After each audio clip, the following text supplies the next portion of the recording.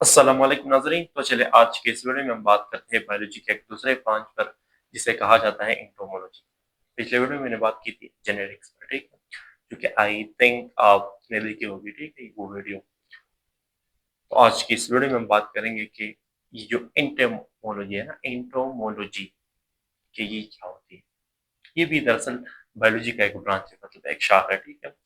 यहाँ पे जो है ना हम स्टडी करते हैं इंसेक्ट्स के बारे में। इंसेक्ट्स इंसेक्ट्स यहाँ मीन्स यानी अशराफ।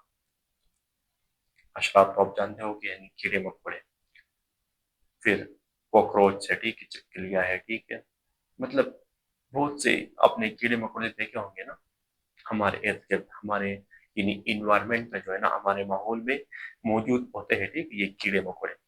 बायोलॉजी के इस ब्रांच में हम क्या यानी इन कीड़ों मकोड़ों को ही अबाउट हम डिस्कस करते हैं, ठीक है, मतलब पढ़ते हैं, स्टडी करते हैं, इनके अबाउट स्टडी करते हैं, ठीक है, मतलब इनके इन्वायरमेंट के अबाउट, माहौल के अबाउट, ठीक है, इकोलॉजी, इसके अलावा मतलब इनके स्ट्रक्चर्स जो होते हैं ना, फिजियोलॉजी इनके देखते हैं, ठीक है, जितने भी इंसेक्ट्स है ना जो हमारे अर्थ पर मौजूद है, ठीक है, अर्थ यानी जमीन पर, तो ये सारे इंसेक्ट्स हम स्टडी करते हैं, यानी बायोलॉजी के इस ब्रांच यानी entomology.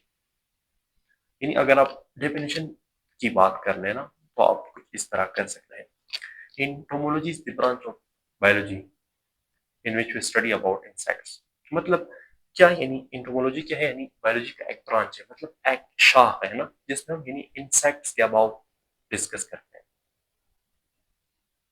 So guys I hope कि आप मेरे इस वीडियो से इस्तेफादा ले चुके होंगे। इंशाल्लाह मुलाकात होगी नेक्स्ट वीडियो में। सो अपना ख्याल रखिएगा। अल्लाह हाफिज।